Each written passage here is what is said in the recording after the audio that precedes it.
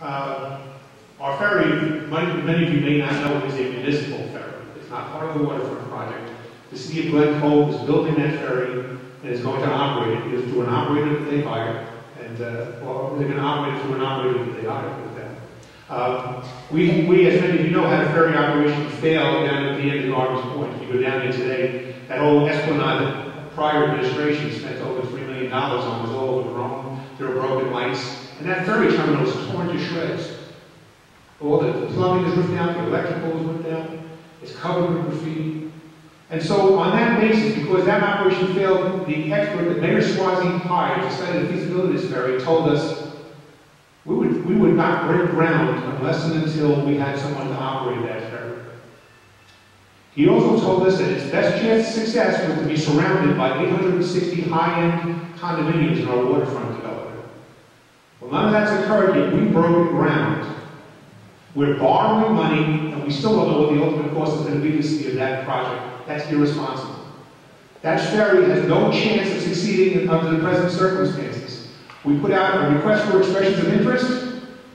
The mayor won't even share with us what responses there are, who the operators are, what routes they're proposing, what experience they have, and whether they require subsidies.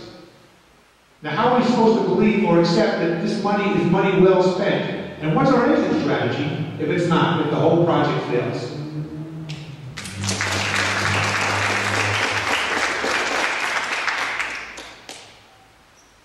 The ferry is about tomorrow, not today. Okay, the money is being built by we're doing the waterborne improvements right now, which is the docking, the utilities, the sewer, the water, the parking area, the building foundation, and new bulkhead. $11 million of federal money. It has multiple purposes. It's incredible. It's to create jobs, which it's doing. It's improving our waterfront. It's an incremental improvement toward the waterfront project. It's part of our contract with the redeveloper as well. It was separated from the waterfront project per se years before I got into office because the funding became available through New York State federal government earlier. So they separated it as a city project. So it's a city project, but the city is not going to operate the ferry. We're not going to have the budget line in our budget for ferry operation. It is way ahead of waterfront developers, a 7 to 10 year build out. The rentals of the waterfront, by the way, just go back to the last question again mentioning here. These are high-end rentals. These are not subsidized. They're not low-income housing. These are high-end rentals for young professionals, high price points. They're on the water. They're Avalon Plus type of rentals. So they're not just it's a very high quality product. The ferry terminal RFEI, the request for expression of interest, that was offered is a part of an RFP process, the request for proposal. It's a legal process, it's a bidding process, it's a competitive process. We did receive several expressions of interest to keep the RFEI. I always got to remember what that stands for, RFEI, request for expression of interest. We received expression of interest from several operators, and the next step would be, when time's right, to go for an RFP. Also, the waterfront developers have always stated that they would be the default operator when they run on the ferry. So having a ferry option here, being 24 nautical miles from the greatest city in the world, is a good thing to have. It gives an option. We are an island after all, and our first settlers came here because of our water. Our water has been part of our history, been part of our future. We can look at the wineries out east, we can look at Dry Playland, Bridgeport, Stanford, New York City, City Field. These are all, plus dinner cruises, recreation uses as well.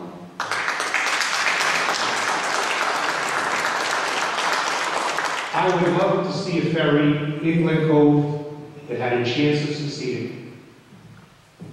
Don't say I don't have vision. Don't say that I don't have this romantic view of a ferry. I think we all do. We all would love to see a ferry here and succeeding. But the conditions don't exist for that to occur.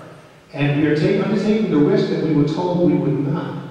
Now, if the developers are willing to be the default operators, meaning to take over the operation of that ferry, how long do they plan on doing it?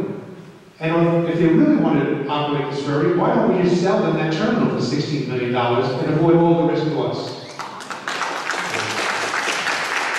Maybe I should ask Mr. Brigadier to type what was lost if you don't mind. The bonding contract that existed before I took office, and the one Mr. Millie's had for almost 6 years now, some of the details of that contract state that the City of Glen Cove, or the IDA, the owners of the land, are responsible for all the infrastructure. We have to hand over that land to them. almost Adam and Eve clean, with all the utilities in place, the water, everything. It was a terrible, terrible contract I inherited. Now, we're getting federal dollars to do that, because let me tell you something, if we don't get those federal dollars, state dollars, it might fall back on the taxpayers, and we've avoided that. Before I came in, the road was being built on federal dollars, the design's being done on federal dollars, the ferry terminal being done on federal dollars, and state dollars, and county dollars.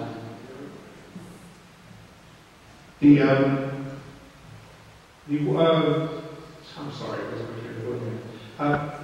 The waterfront developers, under the new plan, have not given us any proof or any expertise or expert opinion as to the fact that the new mix, 65% rentals, would be able to support the ferry. I think the planning board has duly noted that. It's still under consideration by them. It hasn't been out of the planning board, it hasn't been approved by the planning board. But then we have to wonder why just 2 weeks ago we read in the headline that the mayor's telling us they're going to break ground in the second quarter of next year.